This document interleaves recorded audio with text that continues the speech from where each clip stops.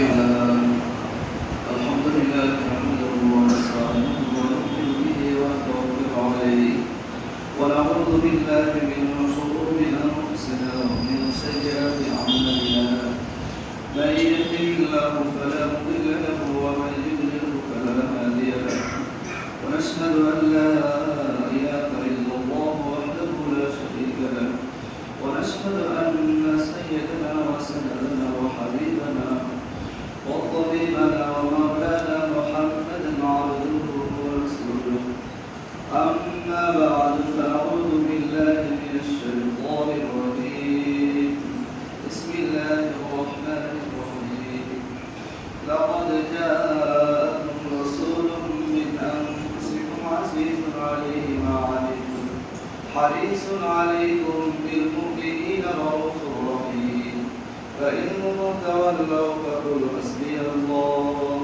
عليه توكلت وهو رب العرش العظيم وقال النبي صلى الله عليه وسلم لا يؤمن أحدكم حتى أكون أحب إليه من والده وولده والناس أجمعين أو كما قال عليه الصلاة والسلام صدق الله مولانا العظيم وصدق رسوله النبي الكريم ونحن على ذلك من الشاهدين والشاكرين.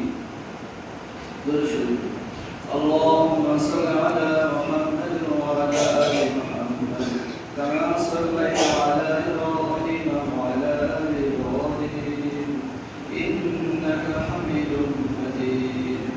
اللهم بارك على محمد وعلى آل محمد كما باركت على إبراهيم وعلى آل إبراهيم إنك حميد مجيد.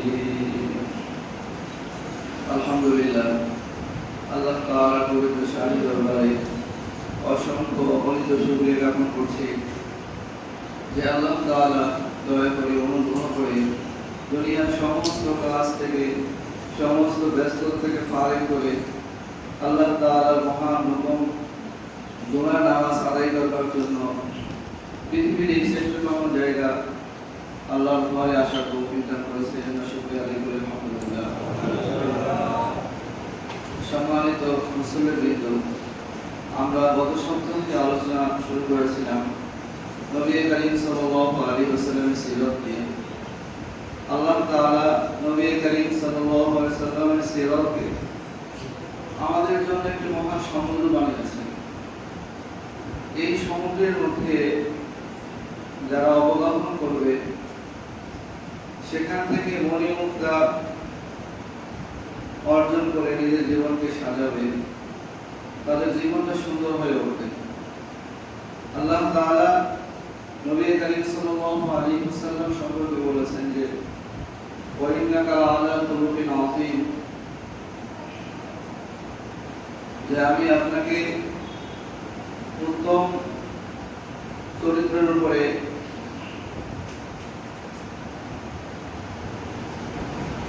সৃষ্টি করেছি। এই জন্য যে কোনো ব্যক্তি যদি নবী করিম সাল্লাল্লাহু আলাইহি ওয়াসাল্লামের জীবন থেকে যে কোনো নমুনা গ্রহণ করতে চায় তাহলে তার জন্য সেখানে রাখা রয়েছে। আমরা অনেক সময় দেখি যে নবী করিম সাল্লাল্লাহু আলাইহি ওয়াসাল্লামের জীবনে এমন কিছু ঘটনা আছে যেটা আমাদের জীবনে করলে একরকম হয়তো, কিন্তু নবী করিম সাল্লাল্লাহু আলাইহি ওয়াসাল্লামের জীবনে অন্যরকম আছে। রাসূল করিম সাল্লাল্লাহু আলাইহি ওয়াসাল্লাম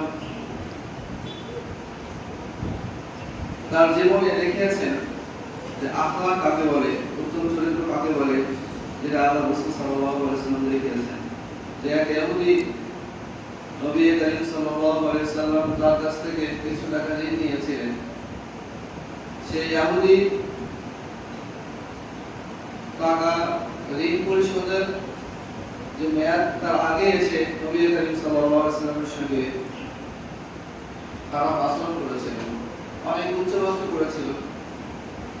এইটা হযরত ওমর রাদিয়াল্লাহু তাআলা যখন দূর থেকে আসছিলেন ওনার নজরে পড়েছিল। তিনি তখন রাসূল করিম সাল্লাল্লাহু আলাইহি ওয়াসাল্লামকে বললেন যে আল্লাহর নবী, আপনি আমাকে অনুমতি দিন আমি তার ঘরটাকে উড়িয়ে দিই। নবী করিম সাল্লাল্লাহু আলাইহি ওয়াসাল্লাম বললেন যে ওমর তুমি এটা কি কথা বলছো, তুমি এটা কেমন কথা বলছো, তুমি তো আমাকে বলতে পারতে যে আল্লাহর রাসূল আপনি তার ঋণ পরিশোধ করে দিন, এরপরে তাকে বলতে পারতে যে তুমি ঋণ আদায়ের ক্ষেত্রে একটু সময় দাও, তুমি এটা বলতে পারতে। আল্লাহর রাসূল সাল্লাল্লাহু আলাইহি ওয়াসাল্লাম এখন চমৎকার আখলাক দেখিয়েছেন।